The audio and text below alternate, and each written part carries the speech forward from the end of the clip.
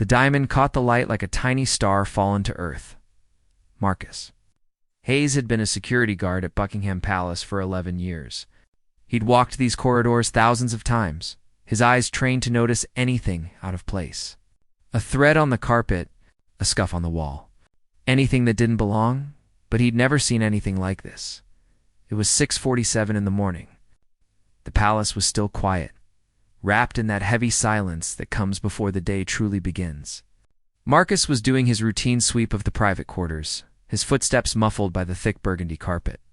He'd just passed the queen consort's dressing room when something made him stop. A glint. So small he almost missed it. He turned back, his pulse quickening for reasons he couldn't explain. There, near the doorway of Camilla's dressing room, something sparkled against the deep red of the carpet. Marcus crouched down, his knees cracking softly in the silence. His breath caught in his throat. It was a diamond. Not a small one either. The stone was perhaps half a centimeter across, brilliant cut, refracting the early morning light into tiny rainbows that danced across his palm when he picked it up. Marcus had grown up poor in South London. He knew costume jewelry when he saw it. This was not that. This was real. His hand trembled slightly as he held it up to the light. The stone was flawless, or close to it. Even to his untrained eye, he could tell this diamond was worth more than he made in a year, maybe several years. Before we continue with what Marcus did next, if you're enjoying this story and want to hear more incredible true tales like this, hit that subscribe button and turn on notifications. You won't regret it. Marcus stood slowly, his mind racing. Protocol was clear.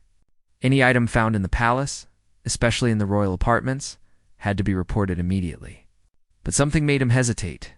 The dressing room door was closed. Locked, probably. There was no sign of forced entry, no indication that anything was wrong. So where had this diamond come from? He glanced down the corridor, empty. The morning shift wouldn't arrive for another 20 minutes. Marcus looked at the stone again, then at the closed door of the dressing room. A dozen questions flooded his mind. Had it fallen from a piece of jewelry? Was something broken inside? Had there been an intruder during the night? The thought sent ice through his veins. If someone had broken in, if something had been stolen, and he'd missed it on his watch, his career would be over. Worse than over. Marcus moved closer to the door, listening. Nothing. He tried the handle, knowing it would be locked.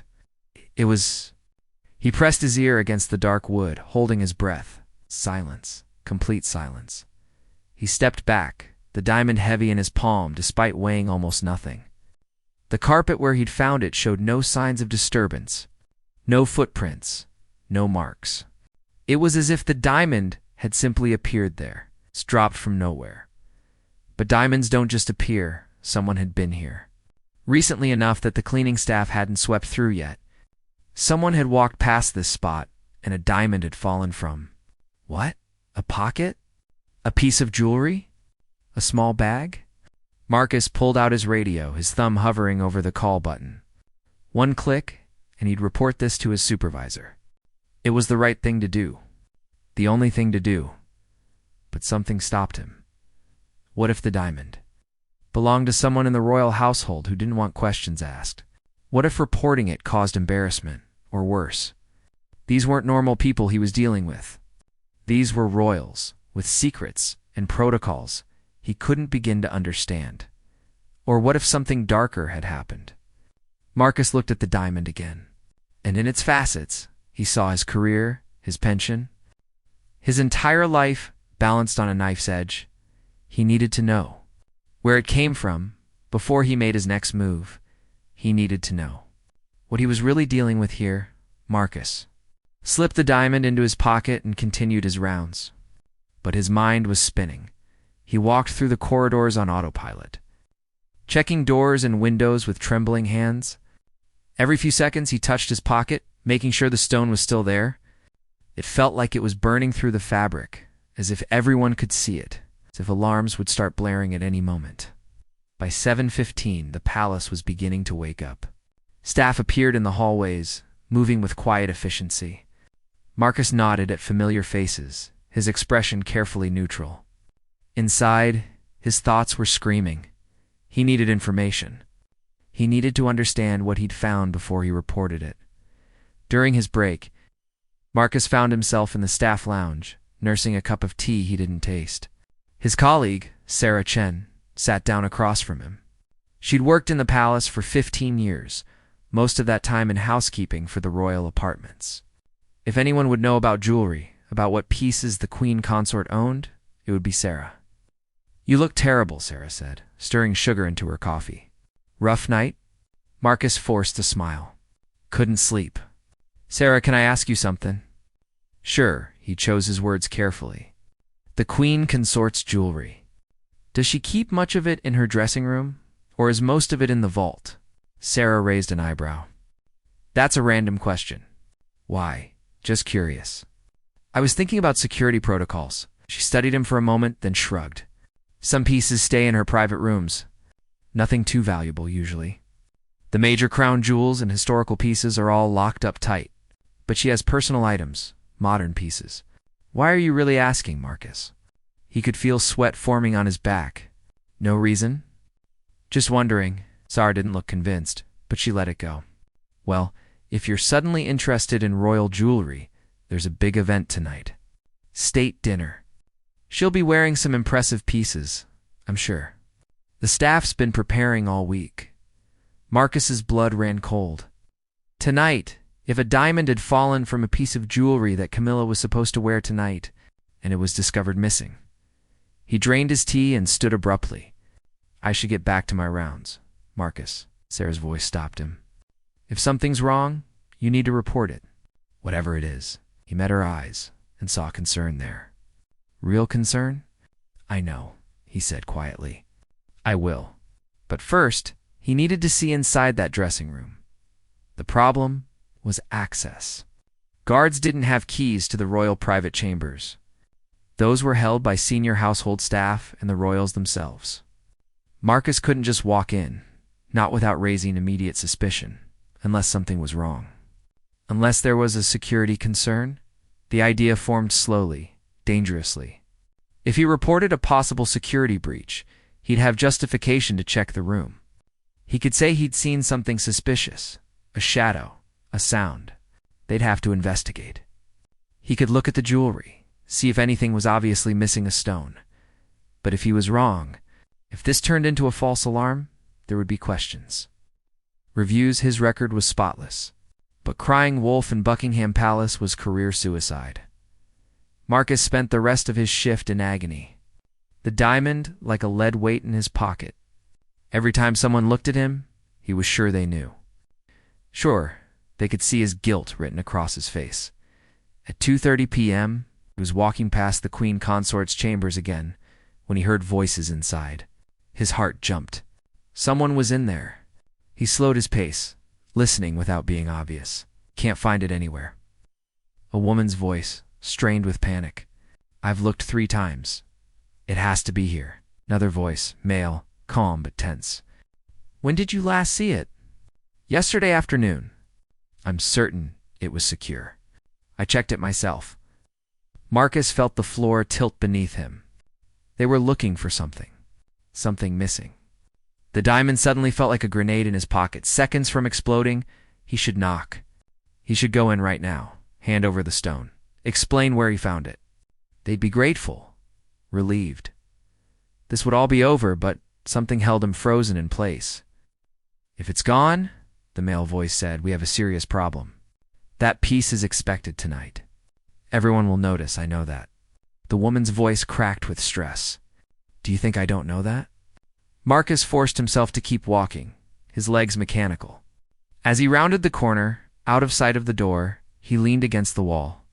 His heart hammering so hard he could hear it in his ears. They were looking for jewelry, something for tonight's dinner, something important enough that people would notice its absence.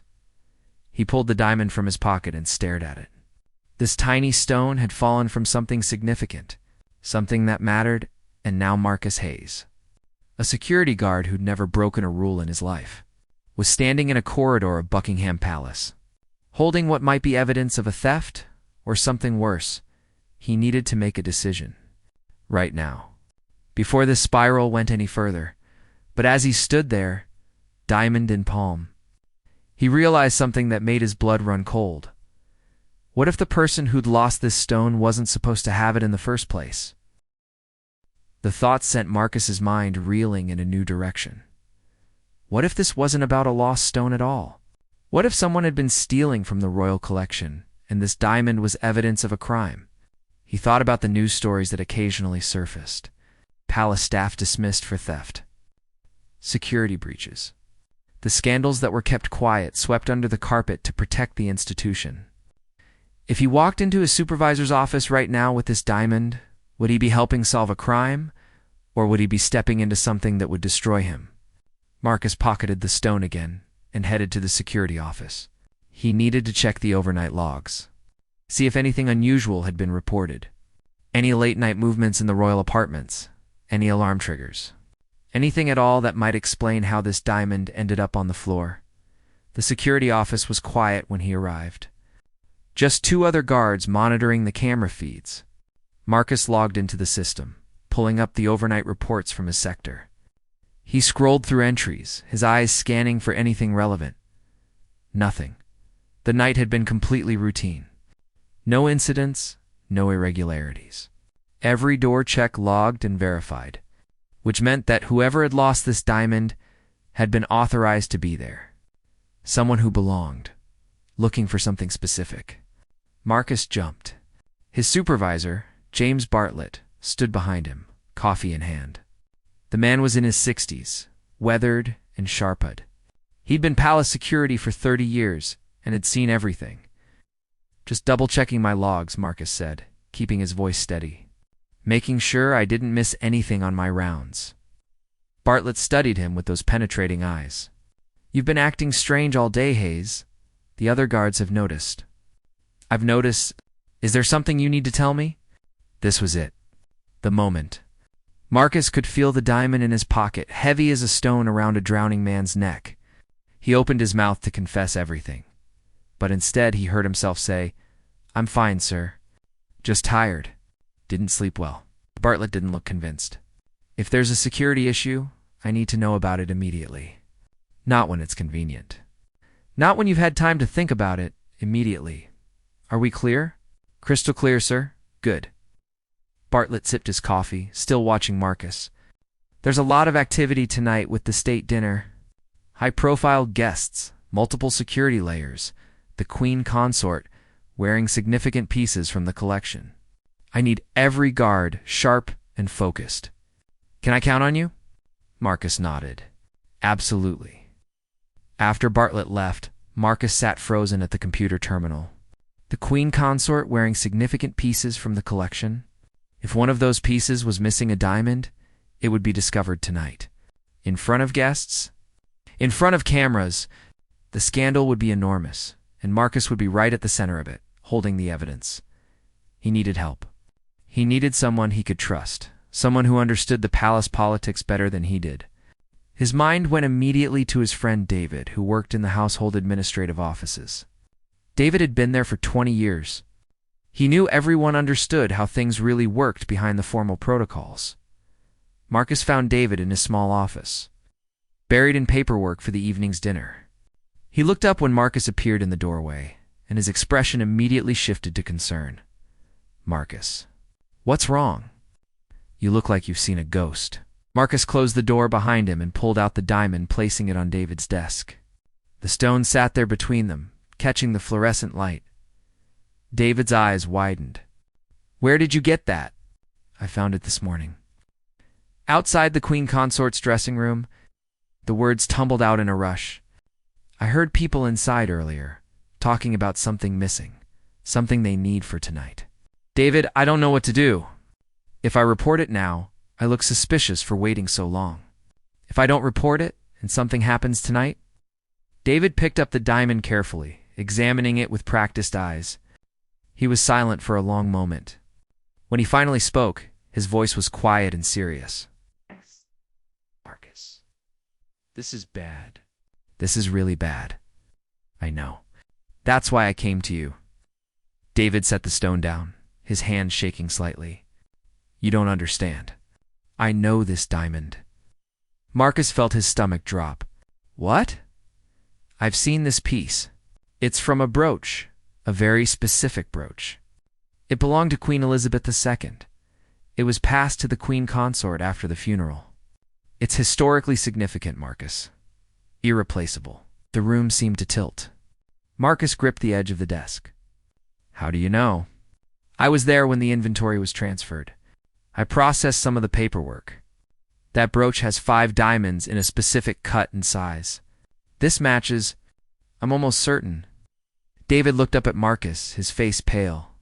If that brooch is damaged, if a stone is missing and it's discovered at tonight's dinner, there'll be an investigation, Marcus finished. They'll review all the security footage, all the logs, everyone who was in that corridor.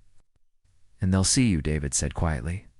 Walking past that spot at 6:47 this morning, stopping, bending down. They'll want to know what you picked up. Marcus felt sick. He'd been so worried about doing the right thing. It's about following protocol, that he hadn't thought about how this would look. A security guard finding a diamond outside the royal dressing room and not immediately reporting it. In their world, that was guilt. That was motive. What do I do? Marcus whispered. David was quiet for a long moment, thinking. Finally, he said, you have 2 choices. You report this right now. Tell them exactly what happened and hope they believe you. Or what? David looked at the diamond, then at Marcus. Or you put it back. The suggestion hung in the air like smoke. Put it back. Marcus repeated, how? I can't just walk into the Queen Consort's dressing room. No, David agreed. But I can. Marcus stared at his friend, his mind racing through the implications. You're talking about tampering with evidence? Marcus said slowly. If this is part of an investigation, if there was a theft, was there? David interrupted. Think about it, Marcus. You found a diamond on the floor. That's it. You didn't find signs of a break-in. You didn't find evidence of theft. You found a stone that fell from a piece of jewelry, probably while someone was moving it or cleaning it or preparing it for tonight. But the people inside, they were looking for something. They were looking for a missing diamond because one fell out and they hadn't found it yet, David said. That's the most logical explanation. Occam's razor. The simplest answer is usually correct. Marcus wanted to believe that. He desperately wanted to believe that this was all a simple misunderstanding, that he could return the stone and everything would be fine. But something nagged at him.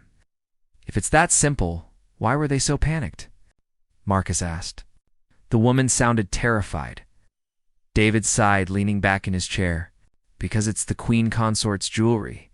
Because there's a state dinner tonight with international guests and photographers. Because even a small mishap becomes a massive problem at this level. It doesn't mean there was a crime, Marcus. It means there are incredibly high stakes. It made sense. It all made sense. But Marcus had been a security guard long enough to know that gut feelings mattered, and his gut was screaming that something wasn't right. How would you even get in? Marcus asked. And if you're caught, I have legitimate access, David said.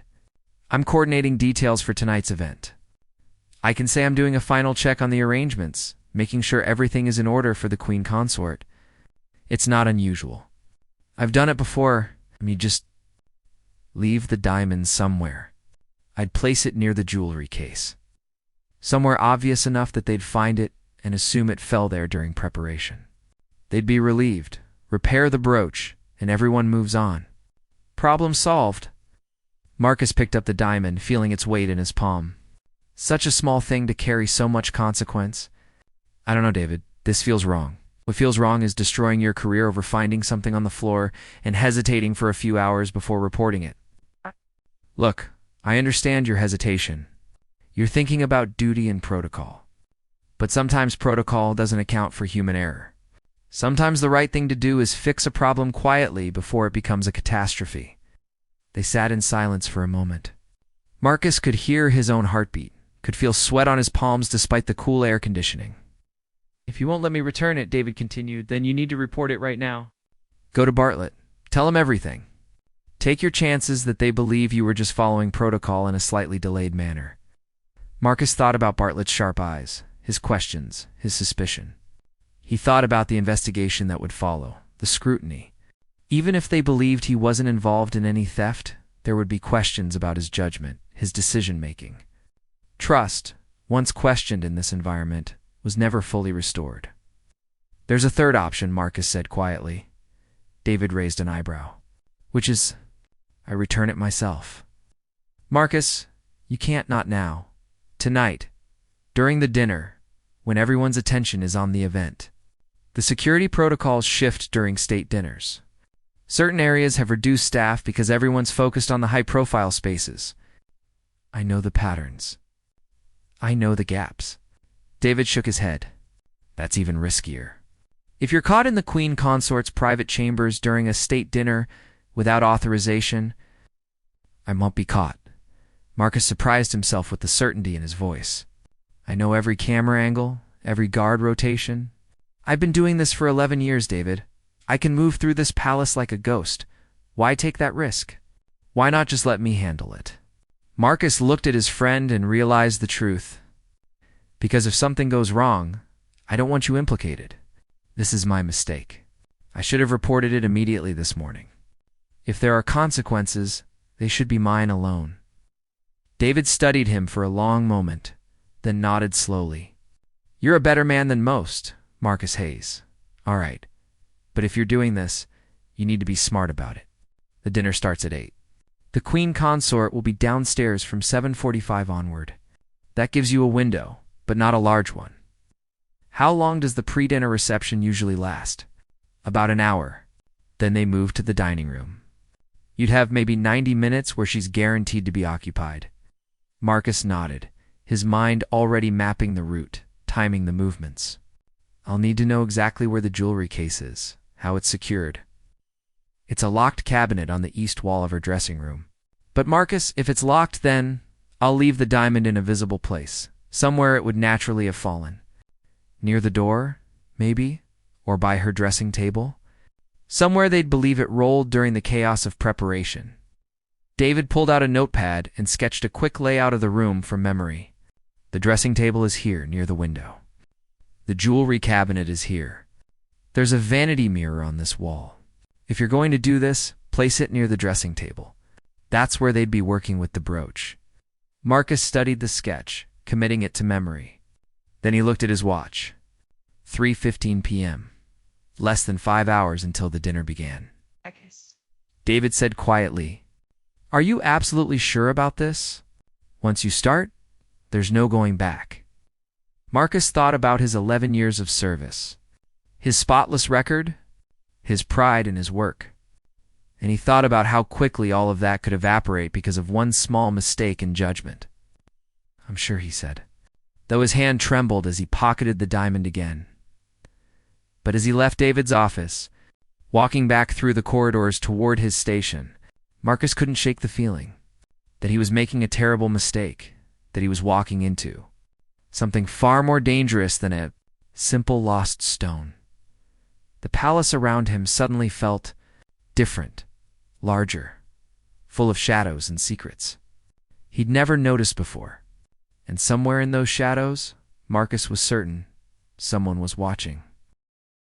The afternoon crawled by with agonizing slowness. Marcus went through his duties mechanically, checking doors and corridors while his mind rehearsed the plan over and over. Every step mapped, every movement calculated. The shift change at 6 p.m., the dinner preparations beginning at 6:30, the guests arriving at 7:45, his window of opportunity at 5:30. Marcus was doing a routine sweep of the third floor when he saw something that made him stop cold. A woman stood outside the Queen Consort's chambers. She wore a staff uniform, the kind worn by senior household attendants, but Marcus didn't recognize her. In 11 years, he'd learned every face that belonged in these corridors. This woman was new. She was looking at the door with an expression Marcus couldn't quite read. Not concern, not confusion. Something else. Something that made the hair on the back of his neck stand up. Can I help you? Marcus asked, approaching with measured steps. The woman turned, and her face instantly transformed into a polite smile. Oh, no, thank you. I'm just waiting for Mrs. Pemberton. She's helping with the jewelry preparation for this evening. You're new to the household? Marcus kept his tone friendly, but professional. Yes, just started last week. I'm Catherine Wells. I'm training with the senior attendants. She extended her hand.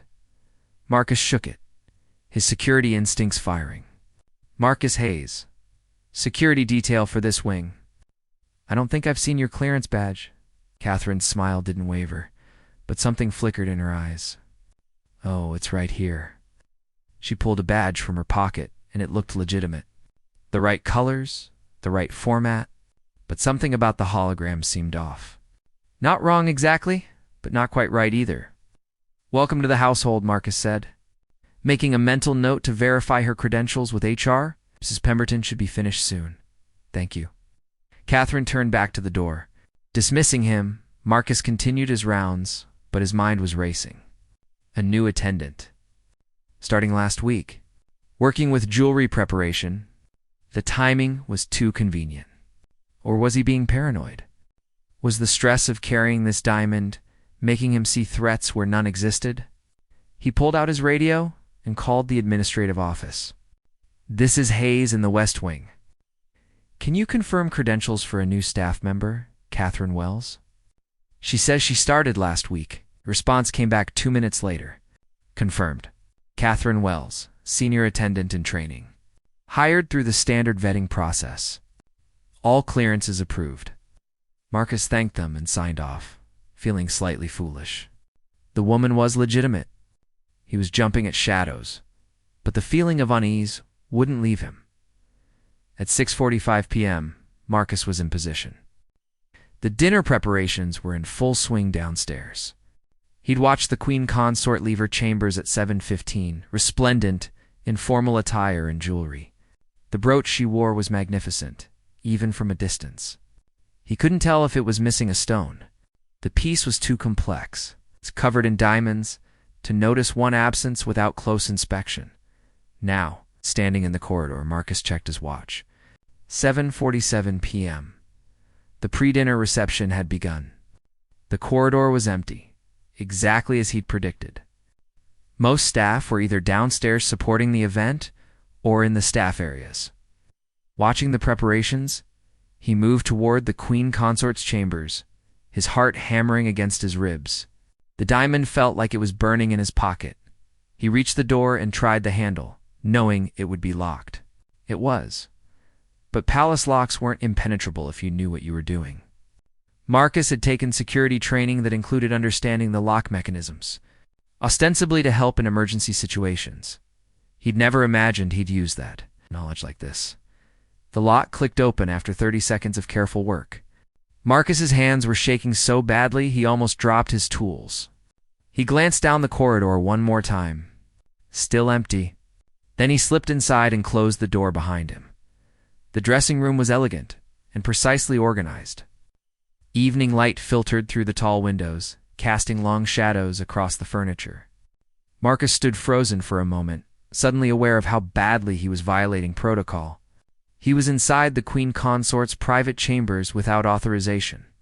If anyone found him here? No. Don't think about that. Move quickly. Place the diamond. Leave. He pulled the stone from his pocket and moved toward the dressing table David had indicated. The surface was immaculate, everything in its place. Crystal perfume bottles. A silver brush set. A small velvet tray for jewelry. Marcus placed the diamond on the edge of the tray, positioning it so it looked like it might have fallen and rolled there. Natural, believable, they'd find it tomorrow during the morning tidying. Assume it had been there all along, missed in the chaos of preparing for the dinner. Problem solved. Marcus turned to leave, and that's when he saw it. The jewelry cabinet David had mentioned was slightly ajar. Not much, just a centimeter or two. But it was open, and through the gap, Marcus could see empty velvet slots where pieces should have been. His blood turned to ice. He moved closer, his breath shallow. The cabinet held dozens of pieces, but several slots were conspicuously empty. Not the kind of empty that comes from items being worn. The kind of empty that comes from items being gone. Marcus's mind raced. The empty slots. Catherine Wells, the new attendant who seemed too interested in the queen consort's door. The panic he'd heard in the voices earlier. People searching for something. This wasn't about one loose diamond. This was about theft. Real theft. Someone had been stealing from the royal collection, and Marcus had just left his fingerprints all over the crime scene. He heard footsteps in the corridor outside. Multiple sets. Moving fast, Marcus looked around frantically. There was nowhere to hide. The door was the only exit. He was trapped. The footsteps stopped right outside the door. "I'm telling you, I saw the door open," a voice said. Bartlett, his supervisor. "Impossible," another voice replied. "This corridor has been secure all evening," and explained the unlocked door. Marcus's career, his life, everything he'd worked for, was about to end in the next 10 seconds. He could see it unfolding like a nightmare. They'd open the door. Find him inside. The empty cabinet. The diamond he'd just placed. His story would sound absurd. No one would believe him. The door handle began to turn. Marcus closed his eyes. His mind blank with terror, and then, impossibly, a voice came from behind him. "I wouldn't open that door if I were you." Marcus spun around, his heart nearly stopping. Catherine Wells stood near the window, having emerged from behind the heavy curtains. In her hand was a small bag, and from where Marcus stood, he could see the glint of jewelry inside. "You," Marcus breathed. Catherine's expression was calm, almost amused. "Me," she agreed. "And you're the security guard who found my diamond this morning. I've been looking for that. Thank you for returning it." Outside, the voices continued. "Doors locked now," Bartlett said, sounding confused. "I could have sworn the stress of the evening," the other voice suggested. "Come on, we need to get back downstairs." The footsteps retreated. Marcus and Catherine stood frozen, listening until the sound faded completely. "How did you—" Marcus started. "Get in here, the same way you did, except I actually belong here, which makes my presence considerably less suspicious." Catherine moved away from the window, setting the bag down carefully. "The question is, what are you doing in the Queen? Consorts? Private chambers? Marcus Hayes? Breaking and entering? Tempting theft?" Marcus's mind raced. She was turning this around on him, making him the criminal. "You're stealing from the royal collection." "Am I?" Catherine smiled. "Or am I recovering stolen property that was never meant to be here in the first place? What are you talking about?" Catherine gestured to the jewelry cabinet. "Do you know the history of these pieces, Marcus? Really know it? Some of these items have complicated stories. Some of them were acquired through, let's call them questionable circumstances. Colonial acquisitions. Gifts given under duress. Items that rightfully belong to other countries, other families. So you're stealing them back?" "I'm correcting historical injustices," Catherine said calmly. "I work with an organization that returns cultural artifacts to their rightful owners. The Maharaja's tears, for instance." She pulled a stunning ruby pendant from the bag. This belonged to an Indian royal family. It was taken in 1887. The family has been trying to recover it for decades through legal channels. All denied. Stared at the pendant, his mind struggling to process this. You can't just break into Buckingham Palace and steal jewelry because you think it's the right thing to do. Can't I? Watch me. Catherine began returning items to the cabinet, carefully placing them back in their slots. But I'm not going to. Not today, because you've complicated things, Marcus. I should report you right now. You should, Catherine agreed. You absolutely should. Of course, you're currently standing in the Queen Consort's private chambers, having broken in using your security knowledge with your fingerprints on her belongings, and that diamond you just placed on the dressing table. It's evidence of you being here. Who do you think they'll believe? It's a legitimate household staff member who caught an intruder, or the guard with an inexplicable story about returning a diamond he found hours ago and never reported? Marcus felt the trap close around him. She was right. His story sounded absurd even to him. Why are you putting them back? Because I'm not a thief, Marcus. I'm selective, careful. I research every piece before I take it. I verify the provenance, confirm the claims of the rightful owners. The diamond you found fell from a piece I was examining last night. I realized it was loose and went back for it this morning, but you'd already found it." She finished replacing the jewelry and closed the cabinet. "I only take what I'm certain doesn't belong here. The rest stays untouched." "That doesn't make it legal," Catherine admitted. "It doesn't. But it makes it right. There's a difference." Marcus looked at the woman in front of him, this stranger who'd turned his entire day into a nightmare. Part of him wanted to call for backup to end this now, but another part, a part he didn't want to acknowledge, wondered if she had a point.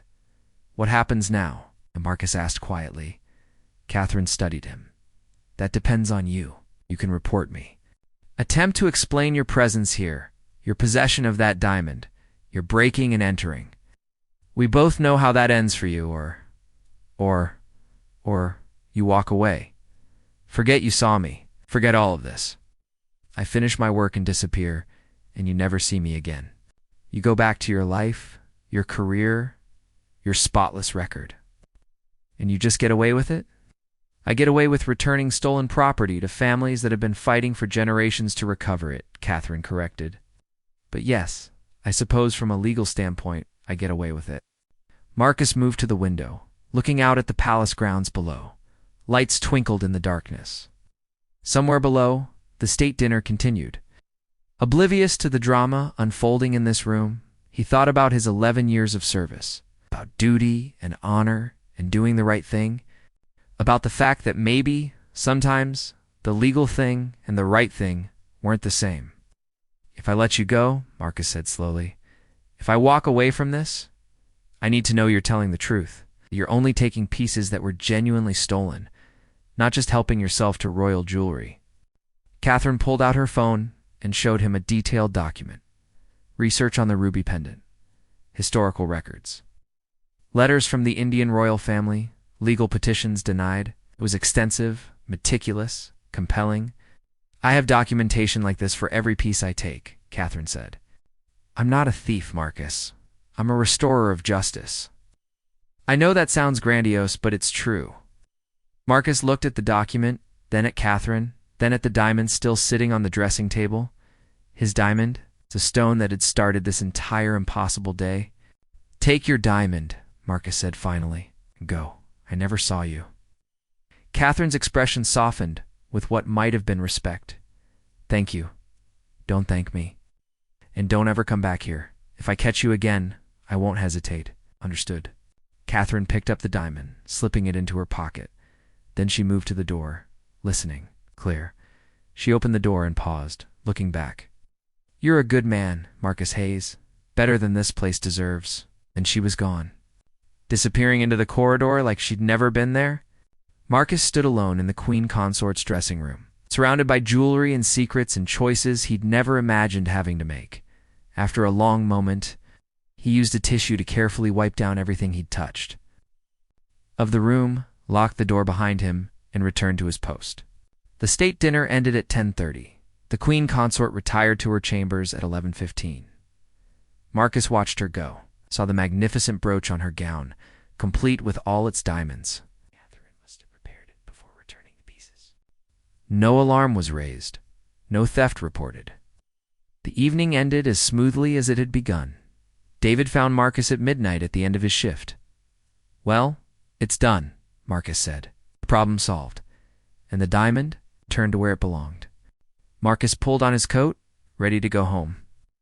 "David, if anyone ever asks about today, I found nothing. Saw nothing." We never had this conversation. David nodded slowly, understanding there was more to the story than Marcus would ever tell him. Agreed.